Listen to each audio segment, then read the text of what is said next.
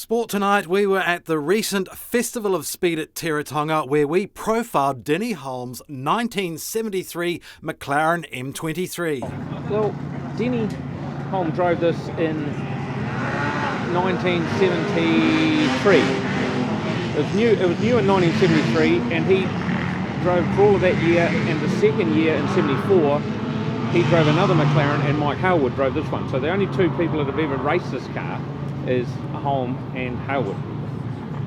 When he finished racing in 75, they didn't give it to him, but he bought the car home as part of his severance package or whatever.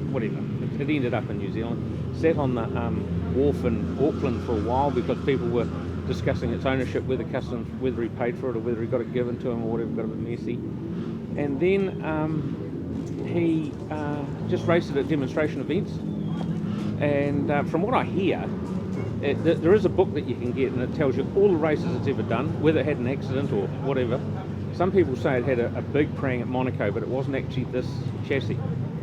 So the story was apparently that the motor was just to be put together and just so it would run as part of the deal. But Denny must have been in the workshop, or so I've talked to some of the people who were in the workshop at the time. They put all the good stuff back in it, so it was a good engine. We got it here. I got it here. Well, he died at Bathurst, as you know, and I had the big 018, and I damaged that down here at Teretonga. And so during getting it fixed, I went to the McLaren Trust up in the North Island, and they had this car sitting in their workshop because they were doing a bit of work with it. And I thought, oh, this is all right. I'd like to, one day I'm going to own that. You sort of dream away. And later, with George Begg, he wrote some books on Bruce McLaren and stuff like that. And a mate of mine helped print them, and I helped a little bit of background stuff with it. And I got invited to go up to the book launch up in Auckland, and they had a whole lot of McLaren people that worked. A lot of New Zealanders worked for McLaren. The Stone Brothers, David Oxton was there, Jim Murdoch was there, and so was Denny's widow, Greta Holm. She was there, and she was dressed in a Yardley jacket. And I said to the mate Mark, I said, I'm going to go and see if she wants to sell that car. And he says, you're a bloody idiot, you never. I said, I've got nothing to lose, I don't own it now, and I may never own it then. So away I went, and the long and short of it took about 6 months, turning and throwing and stuff like that, and I ended up owning it. So I'm very, very lucky to own it. That's what you call a good trader.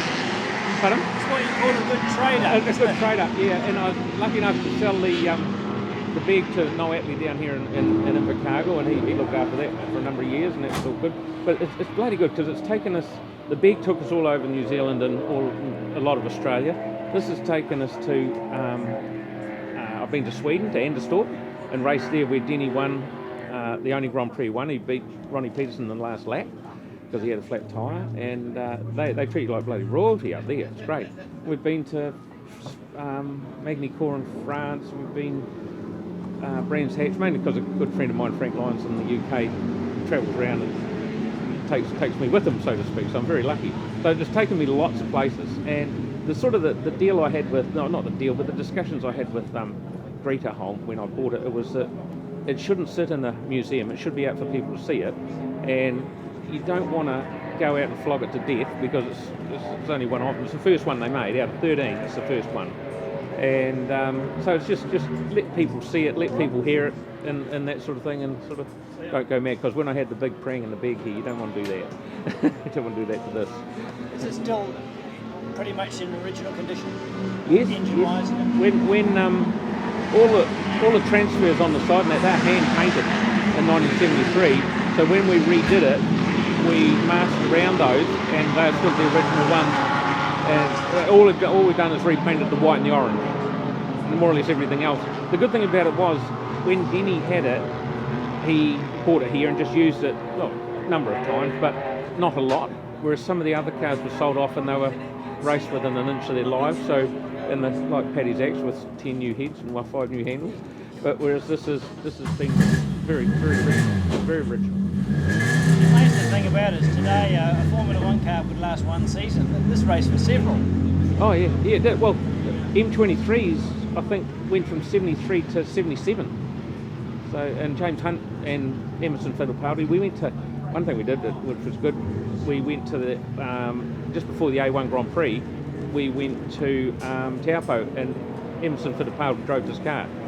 And man, it was good. It was just like watching a guy riding a bike. You know, it was good to see the car driven hard, and because I get scared of it really. But it's good to see it being driven properly in that. So it's good. It's a great list of names, motor racing names, behind that wheel. Oh, absolutely, yeah. So you just suck it up, and it's good. It's a nice feeling to be able to own it. I'm very lucky to be able to own it. I assume you're cleaning up here, are you? No, the car could clean up, but the driver couldn't. the driver's likely to clean himself up more than anything else. But it's good. And I love coming down here to Teretonga because everyone's so friendly, and it's just a nice place to be. Sometimes the weather's a wee bit up and down, but in general, it's bloody good. It's good fun. It just goes to show that a lot of people assume that Formula One's all about who's got the best car, but there's a big difference, isn't there, between those who get the best out of one. Oh, absolutely. Oh, yeah. But this car should, in the right hands, this should go round, and I don't know whether it'll get the lap record. It'll be a lot closer to it. I'm at the moment, I'm 5 seconds a lap behind Jay, who has got the lap record here, or 5-6 seconds, and I'm happy with that. It's close enough for me. You've got to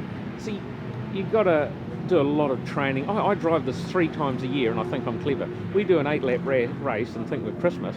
When Holman that used to, there were 60-lap races. That's totally different. Testimony to how good this car was, though. Its life as a race car, the fact it's still around, it's still competitive. What a great design. Oh, fantastic. The guy called Gordon Hoppert, he designed them, and that was the best McLaren they ever had. They won the Constructors' Championship and a number of Grand Prix with lots of different drivers, so they were good. Real good. And the great part about it is the New Zealand connection. Oh, absolutely. Every corner you look, there's a New Zealand event. Yeah. And well, it was just one step, because with the Beg there were lots of McLaren connections there, because the Beg, most of them, just about all the later Begs had McLaren uprights and steering and wheels and all the stuff that George could scrounge and borrow and flog or whatever from McLarens. And so the 018 is, when George was over there, they were building these, and the 018 is I wouldn't say it's a copy, but there's certainly a lot of similarities, and so it was good. And it's nice to have a DFV motor. It takes 20 hours in that motor, and you've got to pull it apart and just crack test it and look after it. So it's just always something to do. You look very comfortable. What's it like to drive? Oh, it's not bad. It's compared to driving this, like compared to driving 5000, this is like driving a sewing machine, and 5000 like driving a tractor in comparison. Like this has got only a twin plate clutch. It's a lot lighter. The gearbox is lighter. It's just a lot more nimble. It's a lot more. And in general, this could, if I had good tyres and everything like that, would outbrake a 5000 every day of the week. It's a lot lighter. So it's it's all good. And made for a track like Teretonga. Yeah, it's good. Good for Teretonga. So you'll be back more often? Oh yeah, well, I try and get down here once a year if I can. And we took the car to Watkins Glen earlier on the year, and that trip was good. And Lime Rock, and went to Laguna Seca, as I said. Yeah, that's good. Just get around, and it's always nice to come down here because you're always made feel at home. It's good.